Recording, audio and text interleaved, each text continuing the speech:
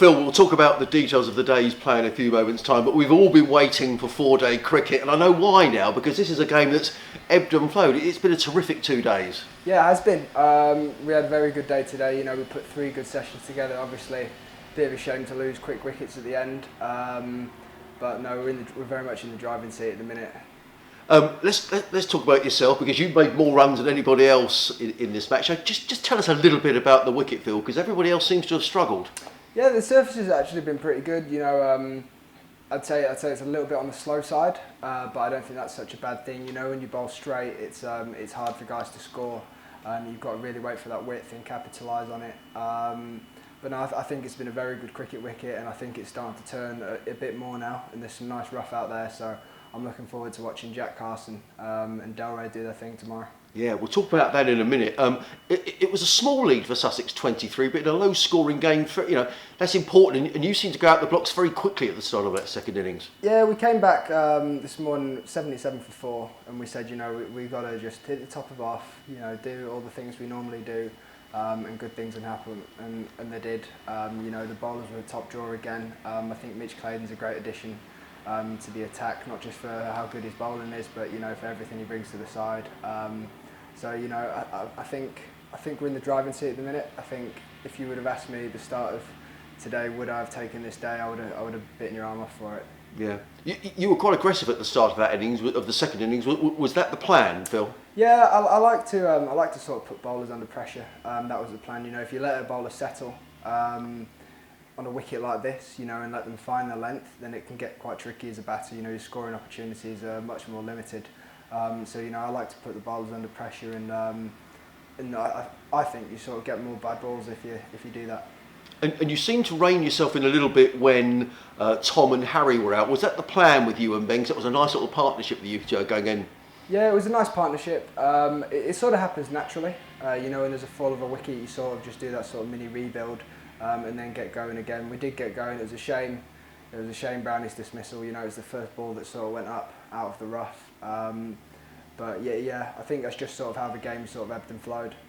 I've got to ask about the running between the wickets today, because not just when you were in, but the partners you were with, there seemed to be, you know, and was very keen to turn 2s into 3s, etc. Yeah, in games like this where it's, you know, a little bit on the low scoring side, it's so important to you know, as you said, turn those 2s into 3s and, you know, capitalise on everything, and that's something we've been speaking about in the dressing room for a while now. You know, if you find it tough, get up the other end, and you know, run hard, and we have done that. Is that something that's come from the coach? Is that something that's for the whole team for the running between the wickets? It's sort of a team decision. You know, the best teams do it well. You know, you watch, like for someone like myself, I watch the best opening batters in you know, world cricket. So Aaron Finch, you watch how well he runs between the wickets. Johnny Bairstow's another one that likes to put fielders under pressure. So I think when you're being positive and, you know, you're putting the other side under pressure as much as you can, the running between the wickets is a big part of it. This is a tough question. You made more runs than anyone else in the match. You made 148, but were you disappointed in your dismissal? I was disappointed. I wasn't disappointed so much because it was, you know, that sort of time of the day. You know, in cricket, you know, there's a bit of a thing. I don't go out before lunch, don't go out before tea, you know, before the close. And obviously, I am disappointed. But you know, if we'd have come back tomorrow, Organ would have been bowling that end, and Crane would have been bowling this end. You know, it would have been very much the same. You know, I ran down, I got the ball exactly where I wanted and didn't execute, and that's the black and white of it. Are the spinners going to be the key tomorrow? I think the lead 178. How many more do you think Sussex need?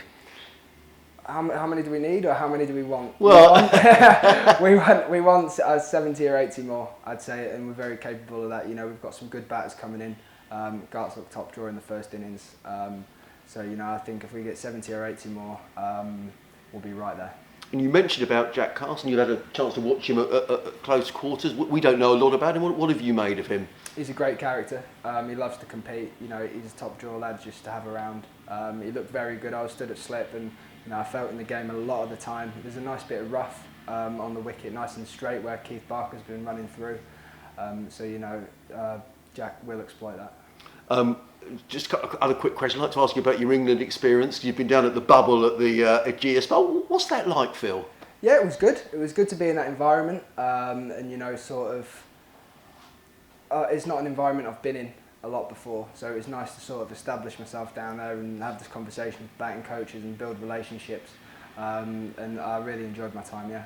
How does that work? I mean, did you have to stay around the hotel? I mean, what's the procedure down there? The procedure is, it's a bit like school dinners, eating by yourself, 2 meters away from everyone, face mask on at all times, sanitising stations everywhere.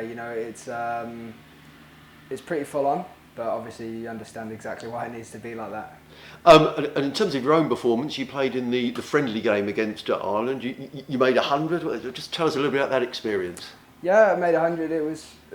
I played well on the day. That's all I can say about it. I enjoyed myself. I was gutted not to miss out on the final squad, understandably. But these things happen sometimes. Tough calls have to sort of be made. But I feel like I've stood myself in pretty good stead going forwards. Yeah, and what was the reaction of the selectors? Because I think we all saw you get 100. We thought, oh, Phil's going to be in the 14, and you weren't. What was said to you after that, Phil? James Taylor just said that he wishes he had better news for me. I mean, there's not much you can say to that. That you're not on the side. I said I'd get in touch in the coming weeks, just when the dust settled, and I've got some questions for him. Because at the time, obviously it happened that day, so it was just all a bit full on. I didn't really know what to ask, so I'll have that conversation with him in the coming weeks, and we'll sort of make a plan. What does that do for your resolve, though, Phil? Does that make you think, oh, I'm just going to go and get some more runs now? Yeah, exactly. It really burns me that I've not got 100 in this game, because I was playing so well first innings, and then I was playing so well just now. It really burns me. I don't think it's something anyone's ever got tired of doing. I don't think anyone's ever said, oh yeah, that's enough hundreds for me. It just sort of lights that fire in you, even more.